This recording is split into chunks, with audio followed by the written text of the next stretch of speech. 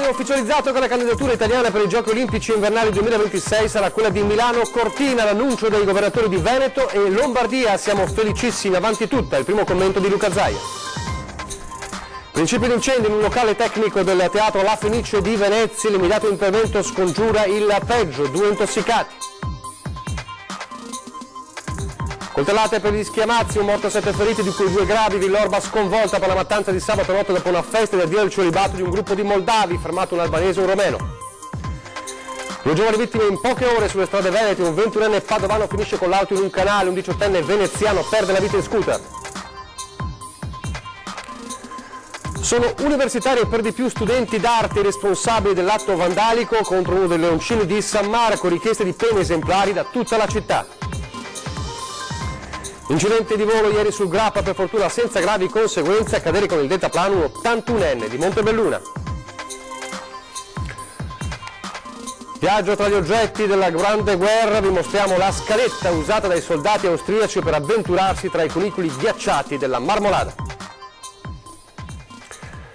Telespettatori di Antena 3, buongiorno e ben trovati, buon inizio di settimana. La prima edizione dei nostri telegiornali si apre con l'annuncio che era molto atteso di una ufficializzazione per la candidata italiana alle Olimpiadi Invernali 2026, dopo il rincorrersi delle ultime settimane. Ebbene, un doppio annuncio da parte prima del governatore Fontana della Lombardia e poi del governatore Zaia del Veneto. Il CONI ha ufficializzato che la candidatura italiana per i Giochi Olimpici Invernali 2026 sarà dunque quella di Milano Cortina, quindi è stata cassata, diciamo così, l'altra ipotesi che era quella di Torino dopo la fine del progetto del Tridente. Il presidente del CONI, Giovanni Malagò, ha detto: Fontana mi ha telefonato comunicandomi formalmente che il CONI ha presentato la candidatura di Milano Cortina. Pochi minuti dopo è arrivata la conferma da parte del governatore Luca Zaia. Questa mattina, ha detto Zaia, ho parlato con il presidente del CONI Malagò e ha annunciato ufficialmente la sua firma. Siamo ovviamente felicissimi, ha aggiunto Zaia, di questa scelta. Ringrazio il governo, il CONI e tutti gli interlocutori che in questi mesi hanno lavorato per questa candidatura, che onoreremo lavorando a testa bassa perché rimanga nella storia come un'Olimpiadi memorabile. Avanti tutto, ovviamente adesso c'è la questione della riunione del CIO a Buenos Aires e poi ci sarà la scelta ovviamente tra le altre candidate internazionali, ma come sappiamo la candidatura italiana è in pole position perché Turchia e Canada via via hanno perso terreno in queste settimane, mentre la Svezia preferirebbe aggiudicarsi i Giochi Olimpici Invernali del 2030. Quindi ci sono ampie, forti possibilità che la candidatura italiana possa poi ricevere la scelta finale da parte del CIO. Intanto giovedì ci sarà, avevamo già annunciato sabato quando ancora non c'era la ufficializzazione, ci sarà il vertice, la prima riunione operativa per la candidatura di Milano Cortina e sarà a Venezia con i governatori Zaia e Fontana e i sindaci Sala e Ghedina, proprio a Venezia per la prima riunione operativa. A proposito del sindaco di Cortina, lo abbiamo raggiunto pochi minuti fa al telefono, appena era stata battuta la notizia della ufficializzazione. Allora sentiamo cosa ci ha detto al telefono il sindaco di Cortina, Ghedina. Sentiamolo. Mancano pochi giorni all'appuntamento di Buenos Aires, dove appunto sarà presentata e portata questa candidatura Milano Cortina. Io credo che ormai siamo fuori tempo massimo per la città di Torino, che sarebbe stata comunque una bella opportunità. Noi comunque andiamo avanti, credo che questo binomio Milano-Cortina sia assolutamente un binomio vincente.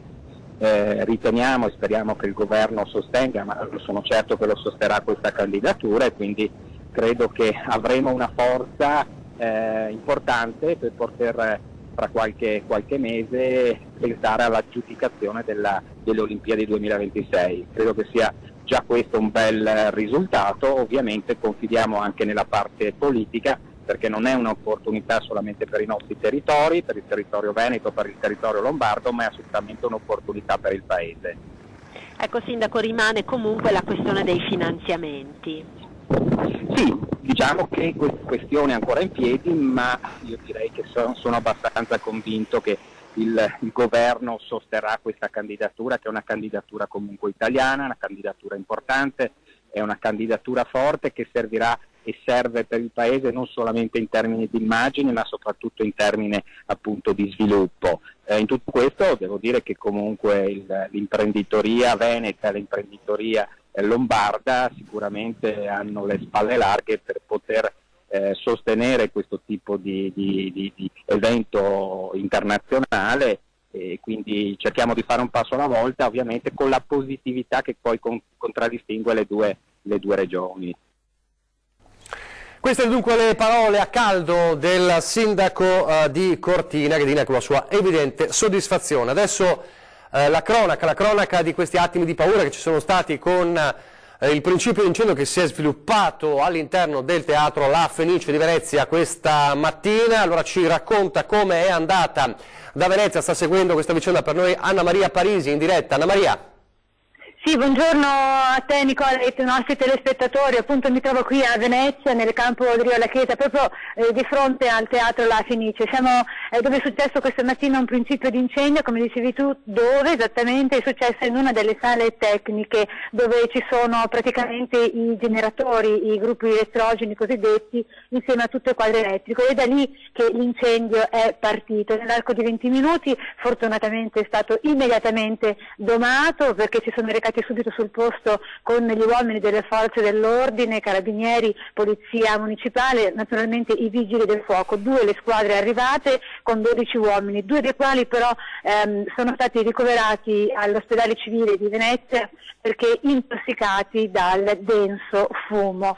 Abbiamo incontrato poco fa il sovrintendente del teatro La Fenice, Fortunato Ortombina, che ha detto si sarebbe recato a trovare i 2 vigili del fuoco per capire lo stato di salute dei 2, però che fortunatamente si sa non sono in gravi condizioni. Per quanto attiene invece al teatro, il sovrintendente ci ha appena detto che il teatro è stato fatto evacuare per intero già da stamattina, e così anche gli uffici amministrativi con il personale. Il teatro al momento chiuso anche per le visite guidate, chiuso questa sera per le rappresentazioni che comunque non c'erano ma che si dovrebbero tenere domani, rappresentazioni che per il momento si terranno al teatro Malibran, dove sono in corso anche delle prove per la rappresentazione che si sarebbe dovuto tenere qui alla Fenice. Domani in forse, nello specifico, una rappresentazione musicale che si sarebbe dovuta tenere nelle sale apolline e che, se il teatro non verrà riaperto, si terrà al Malibran. Per il momento da Venezia è tutto. Vi ricordo che comunque naturalmente la paura è stata tanta, perché subito con le immagini di questo fuoco e di questo fumo si è corsi all'incendio di 22 anni fa, del 96. Così ci hanno detto i veneziani con le interviste che abbiamo raccolto e che, di cui vedremo a dettaglio nel corso del TG della sera. In linea a te Nicola. Grazie Anna Maria Parisi. Inevitabile con un incendio, seppure un principio di incendio, non ripensare a quanto è successo nel 1996. Adesso nella Marca trevigiana, con una comunità davvero sconvolta per la violenza della quella che hanno chiamato la mattanza della festa a Villorba sabato notte, un morto, 7 feriti gravi, 7 feriti di cui 2 gravi. Troppo rumore dopo una festa di addio al celibato, e così è scattata incredibile la violenza. Sentiamo. Un morto e 7 feriti, di cui 2 in gravi condizioni. È quanto rimane di un addio al celibato diventato una vera e propria mattanza sabato sera nel borgo di Chiesa Vecchia a Fontane, a ridosso di strada ovest a Treviso. E a Largo Molino, dove un tempo si segavano i tronchi, sono sorti dei palazzoni in un piccolo quartiere abitato in prevalenza da stranieri, brasiliani e sudamericani, ma anche tanta gente dell'est Europa. Sabato in uno di questi appartamenti si stava festeggiando l'addio al celibato di un giovane moldavo. Intorno alle 22 il gruppo di amici lo stava vestendo per poi portarlo in centro a Treviso. Qualche risata un po' fragorosa, e dall'altra parte del condominio escono 2 trentenni, un rumeno e un albanese, che aggrediscono i giovani prima a pugni poi a coltellate. Il primo a cadere sotto i fendenti, un giovane moldavo di 20 anni che viveva con la famiglia a Frescada. La lama di un coltello da cucina lo colpisce mortalmente alla schiena per poi avventarsi sugli altri partecipanti in una vera e propria mattanza. Alla fine il bilancio è tragico, un morto, 7 feriti di cui 2 operati nella notte e ancora in gravi condizioni. Al pronto soccorso si sono recati anche i trentenni aggressori, raggiunti poco dopo dai carabinieri. Uno di loro ora è piantonato in corsia, l'altro è in stato di fermo. Si sospetta anche un terzo complice nella notte di follia, forse innescata anche dalla presenza di droga nell'appartamento da cui sono usciti gli aggressori. Un borgo, Chiesa Vecchia di Fontane, che ora vive nell'apprensione nei confronti dello straniero vicino di casa, per una vicenda di sangue di fatto, senza un perché. Il nostro Lucio Zanato si trova proprio, lo vedo già in collegamento davanti al luogo del terribile omicidio. Allora Lucio, a 36 ore dalla mattanza, che aria si respira in zona? Buongiorno Nicola, buongiorno ai telespettatori di Antena 3 Notizie. Mi trovo esattamente nel posto dove il ventenne moldavo si è cacciato a terra morente ed è stato vegliato peraltro tutta la notte dal papà.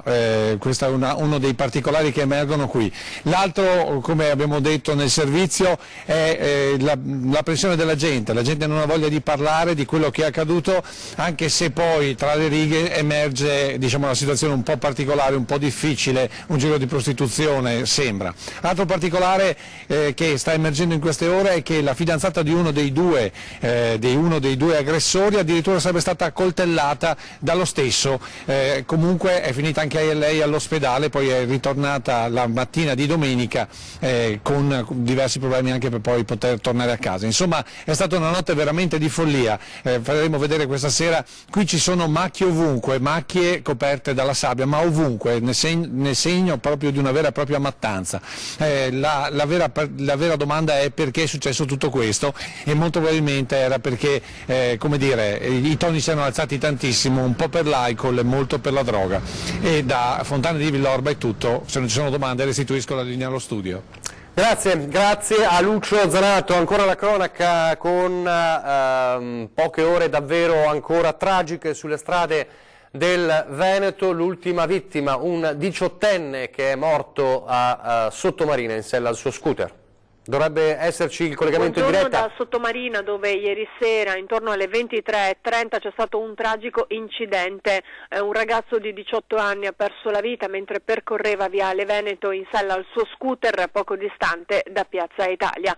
La vittima è Davide Varagnolo. A bordo dello scooter c'era anche un coetaneo che ha riportato però lievi ferite. Stando ai primi rilievi dei militari della compagnia di Chioggia giunti sul posto poco dopo, sembra che il motorino procedesse ad una velocità sostenuta. Il 18enne non si sarebbe accorto della presenza di due pedoni che stavano attraversando sulle strisce pedonali, un 50enne e un 23enne pakistani, colpendoli in pieno. Sul posto è intervenuta un'ambulanza che ha accompagnato all'ospedale entrambi i pedoni, uno di loro è ricoverato in prognosi riservata, l'altro invece è fuori pericolo. Mentre per Varagnolo non c'è stato nulla da fare, le sue condizioni sono apparse gravi da subito e i tentativi di rianimazione sono stati vani. Il motorino è stato posto sotto sequestro. Da Sottomarina è tutto, restituisco la linea allo studio. Grazie Lara Marchiori. Solo poche ore prima un 21enne, questa volta padovano, finisce con l'auto in un canale, l'esito è tragico. La sua automobile è uscita di strada, rovesciandosi all'interno del canale Paltana in via Pozze a Cartura. A perdere la vita un automobilista di 21 anni residente in paese e di origini ucraine. I vigili del fuoco di Padova e Abano con i sommozzatori di Venezia hanno imbragato e recuperato con l'autogru la Volkswagen con all'interno il giovane che era morto nell'impatto, come constatato dai sanitari del SUEM 118. I sommozzatori hanno scandagliato il canale per escludere la presenza di altre persone all'interno dell'auto. I carabinieri hanno effettuato i rilievi per ricostruire la dinamica dell'incidente dell'automobilista che stava tornando a casa dal lavoro. Torniamo a Venezia adesso per parlare dei cosiddetti vandali che hanno imbrattato uno dei due leoncini di San Marco. Identificati sono studenti universitari, per lo più studenti d'arte, qui adesso tutta la città reclama pene esemplari per i responsabili. Ci racconta gli ultimi sviluppi Tommaso Stoppa da Venezia.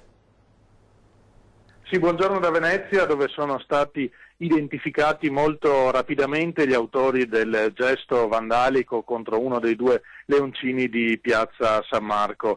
Gesto risalente a sabato scorso, l'abbiamo visto, avevano imbrattato con la vernice rossa una di queste due statue settecentesche. Erano stati ripresi dalle telecamere, le forze dell'ordine erano sulle loro tracce, però alla stazione dei Carabinieri si è presentata una ragazza che ha raccontato tutta la storia.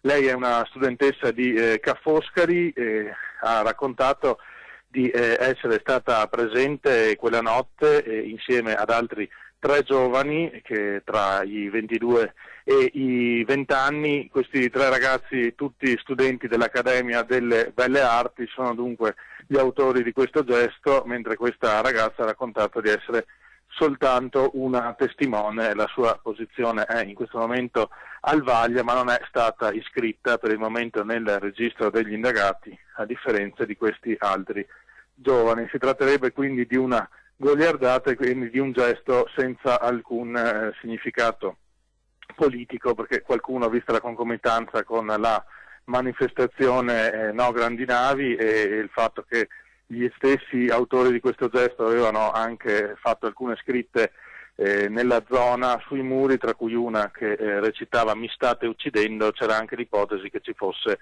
un significato politico. Questo è stato smentito. Le reazioni immediate e dure del sindaco Luigi Brugnaro e del presidente della regione Luca Zaia che chiede una punizione severa, il massimo consentito dalla legge, e anche invita a mettere in qualche modo all'agonia questi ragazzi, dice devono essere esposti al pubblico ludibrio perché abbiano modo di vergognarsi al punto giusto. Non chiediamo vendette, dice invece il sindaco Brugnaro. Voglio ringraziare a nome di tutta la città i carabinieri e la polizia locale di Venezia che hanno operato bene per portare questi responsabili alla confessione. Chiediamo che provvedano loro alla pulizia come risarcimento per questo comportamento ingiustificabile. Per il momento è tutto, ma non è finita questa vicenda che in città ha suscitato reazioni piuttosto forti e ulteriori aggiornamenti nelle prossime edizioni dei nostri telegiornali.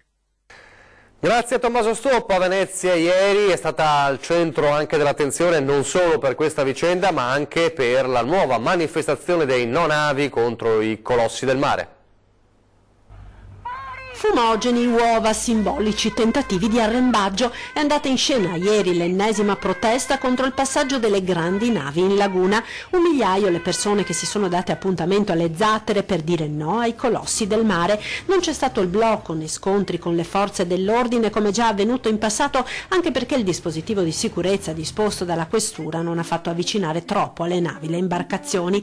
Il clima per i manifestanti era quello di una festa alla quale hanno partecipato, oltre allo storico nucleo dei no navi con i giovani dei centri sociali Morione e Rivolta, anche gruppi di Notav dal Piemonte e Nopfas dal Vicentino. Poi c'erano anche i veneziani, cittadini che con i loro barchini si sono uniti al coro delle proteste. Non è mancata anche stavolta la polemica politica che ha preso avvio dalla presenza alle zattere di diversi bambini. Critico l'assessore all'inclusione Simone Venturini, che su Facebook ha postato un messaggio di disapprovazione criticando la strumentalizzazione dei più piccoli. A stretto giro la risposta dei genitori, che hanno parlato di giocosa aggregazione. Adesso una breve pausa pubblicitaria, poi torneremo a parlare della manovra e del dibattito in Veneto sulla manovra.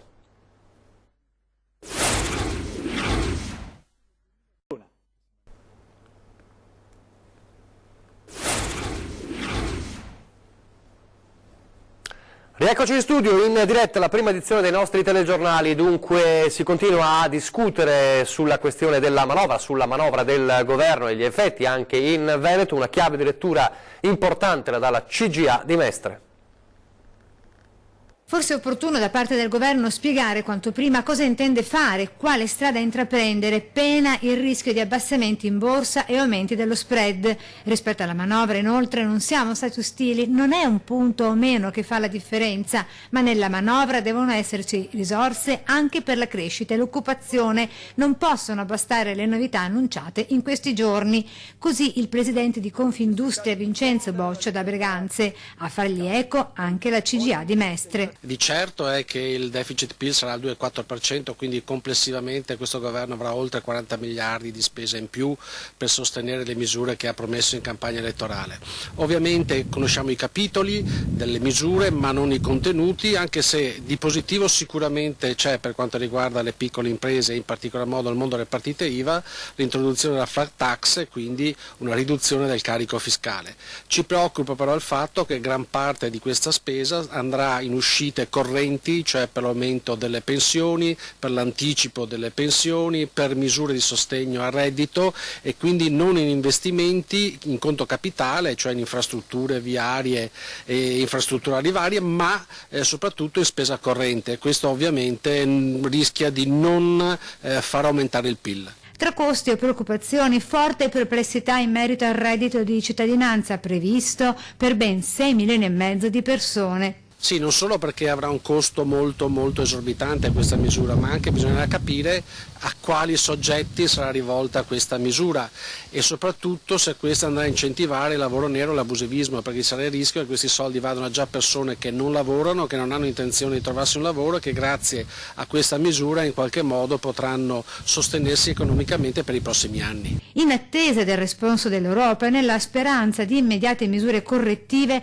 i suggerimenti al governo della CGA. Innanzitutto, di più che spendere bisogna ridurre le tasse, questa è la necessità che ha questo Paese, soprattutto il mondo delle imprese, in particolar modo quelle piccole e micro, quindi meno tasse, meno burocrazia e meno spesa pubblica ovviamente, invece pare che con questa misura, con questa manovra, la spesa pubblica subirà un fortissimo aumento. Torniamo alla cronaca con un incidente di volo, fortunatamente si è risolto soltanto con ferite lievi, è successo sul Grappa, a cadere col deltaplano un 81enne di Montebelluna. Una passione per il volo libero talmente forte da non fermarlo nemmeno alla bella età di 81 anni è quella che ieri ha fatto rischiare grosso ad un anziano montebellunese che da 40 anni appena può si lancia con il deltaplano dal Grappa. Partenza perfetta da Col del Pupolo a Campocroce, il problema si è verificato al momento dell'atterraggio alla base di Borso del Grappa. Il deltaplano è andato lungo, finendo praticamente alla fine della pista. Il velivolo si è ribaltato e gli è piombato addosso facendolo cadere a terra. Fortunatamente nell'impatto l'anziano ha riportato solo lievi ferite. Chissà se la disavventura avrà fermato la sua grande passione.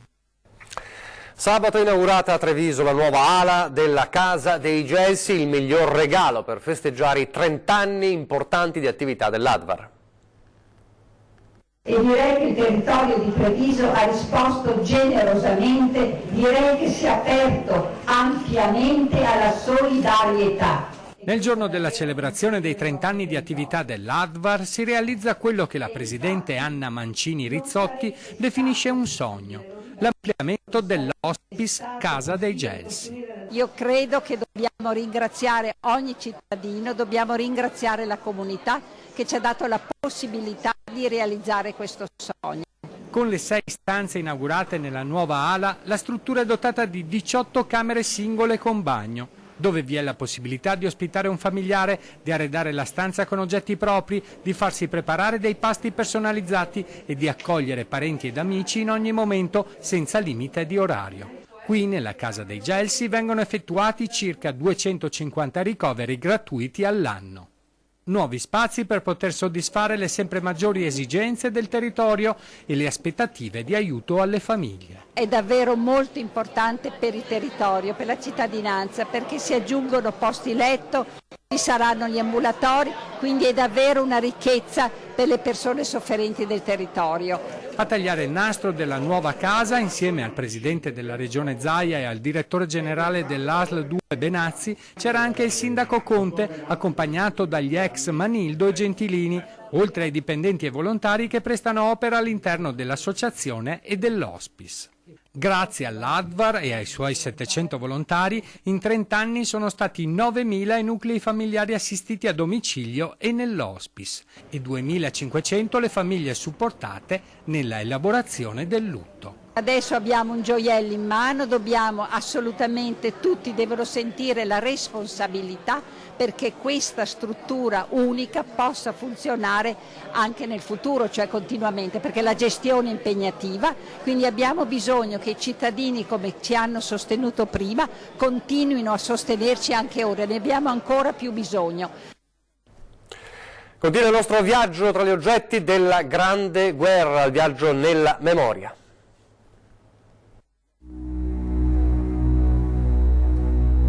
Due funi in acciaio con una serie di pioli in legno e ai capi degli occhielli per attaccarli a degli speroni.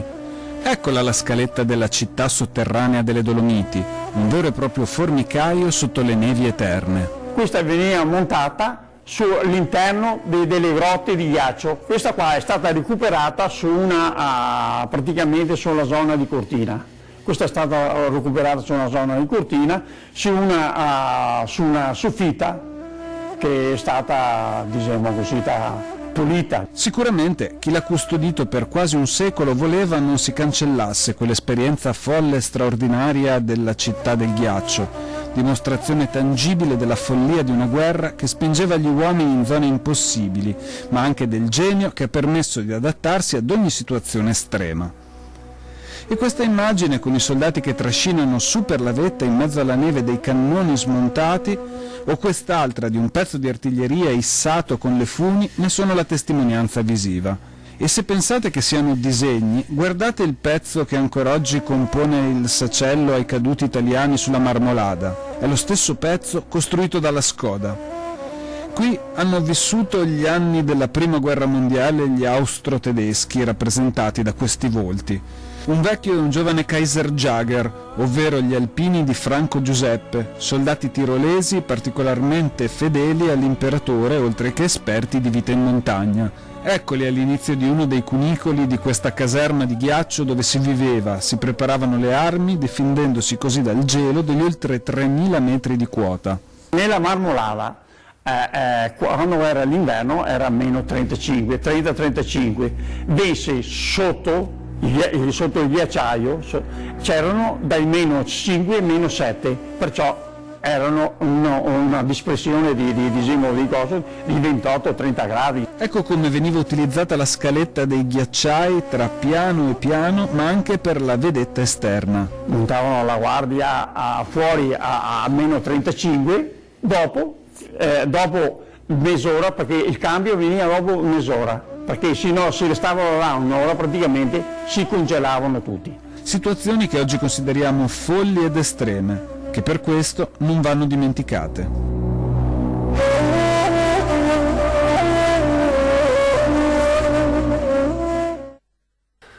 L'Italia più sicura con la stretta su migranti e campi Rom, ci si chiede questo oggi ore 13, fra pochissimo in diretta, 049 490 6054 se volete chiamare in diretta, oppure pagina Facebook di Antena 3 ovviamente per scrivere delle domande. Gli ospiti di Daniela Gregnagnin sono Paolo Paternoster, deputato della Lega, Alice Knur, presidente dell'associazione somalo-islamica di Padova, e Vincenzo D'Arienzo, senatore del Partito Democratico. Poi questa sera 20:10 la manovra in dettaglio focalizzata nella nostra puntata di 20:10 con Paolino Barbiero, segretario dello SPI-CGIL di Treviso, quindi sindacato pensionati, e Vendemiano Sartor, presidente di Confartigianato Marca Trevigiana. Si continua a parlare di manovra, ma non solo, poi a Ring, perché oggi è lunedì, quindi torna il talk show della politica di Antena 3 del lunedì alle 21:15, il titolo è Abolita la povertà. Azzardi e polemiche sulla manovra presentata dal governo giallo-verde, la protesta del PD in piazza e lo spread che sale. In studio con Ferdinando Marino ci saranno Roberto Caon, l'onorevole Roberto Caon di Forza Italia, Vincenzo Marinese di Confindustria Venezia Rovigo, il senatore Giampaolo Vallardi della Lega, Simone Scarabel del Movimento 5 Stelle e in collegamento da Trieste Francesco Russo del PD. E adesso vi lascio le previsioni del tempo. Grazie per averci seguito e arrivederci.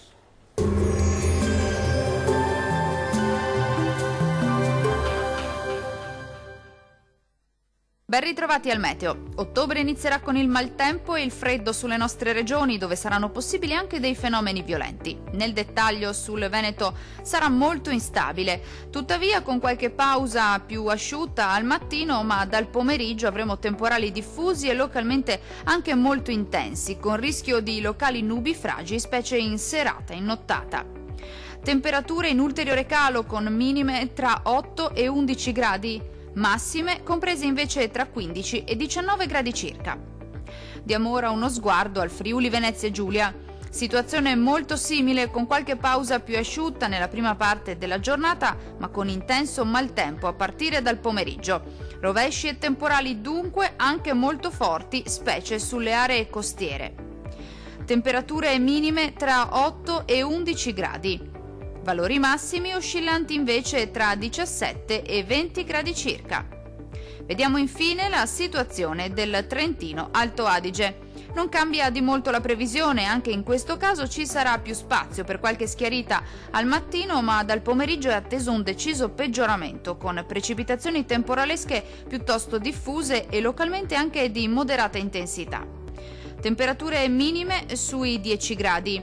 Le massime invece oscilleranno tra 18 e 19 gradi circa. Dal meteo di Antenna 3 per ora è tutto. Arrivederci.